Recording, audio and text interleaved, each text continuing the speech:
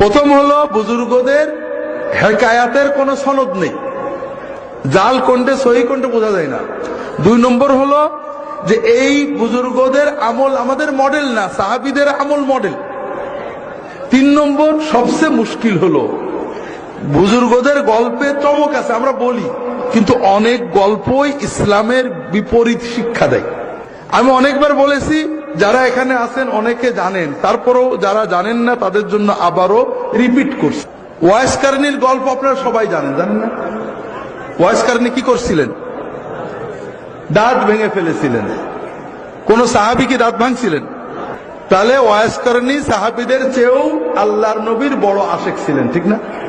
সাহাবীরা নিজেদের চোখ দিয়ে দেখেন যে নবীজি সাল্লাল্লাহু আলাইহি ওয়াসাল্লামের দাঁত ভেঙে গেল, তারা একটা দাঁতও ভাঙলেন না। ওয়াইস কারনী দেখেননি, শুধু কান দিয়ে শুনেছেন, মহব্বতে সবগুলো দাঁত ভেঙে ফেলেছেন। কে বড় আশেক? ফুরফুরে এসে নষ্ট হয়ে গেছে সব। এত ব্যাখ্যা করে বললাম তাও বুঝলেন না। সাহাবীরা চোখে দেখে দাঁত ভাঙলেন না, আর ওয়াইস কারনী কানে শুনে সব ভেঙে ফেলে দিলেন। বড় আশেক কে? এইবার বোঝেন, বোঝেন। মনে করেন আমার পীর, আমার শেখ ফিলিস্তিনে দাজ্জাল বাহিনীর বিরুদ্ধে যুদ্ধ করার জন্য চলে গেছে। মোবাইলে খবর আসলো আমার পীর নায়েবে রাসূল তিনি ইহুদিদের গুলি লেগে শহীদ হয়ে গিয়েছেন। সঙ্গে সঙ্গে আমি আশেকে পাগল হয়ে নিজের পিস্তলটা দিয়ে নিজের বুকে গুলি নিয়ে শহীদ হয়ে গেলাম। হুজুরও যে জান্নাতে, আমিও হবে না? আচ্ছা, অত দূরে নাই গেলাম। আমার কাছে খবর আসলো ইহুদিদের গুলি লেগে হুজুরের দাঁত ভেঙে গেছে। আমি তাড়াতাড়ি নিজের হাতুড়ি দিয়ে বাড়ি মেরে নিজের দাঁতগুলো ভেঙে ফেললাম। কাফেরের গুলিতে, যুদ্ধের ময়দানে কাফেরের গুলি লেগে দাঁত ভেঙে হুজুর যে পরিমাণ সওয়াব পেয়েছেন, নিজের হাতুড়িতে নিজের দাঁত ভেঙে আমিও সেই পরিমাণ সওয়াব পাবো, একটু বেশি পাবো। একটু ভালো করে বোঝেন। হুজুর দাঁত ভাঙতে চাননি, হঠাৎ গুলি লেগে ভেঙে গেছে, আর আমি নিজে ইচ্ছায় সচেতন ভাবে আল্লাহর ওলির মহব্বতে ভাঙছি। আমার সব বেশি হবে না? অর্ধেক হবে, অল্প হবে। কি হবে?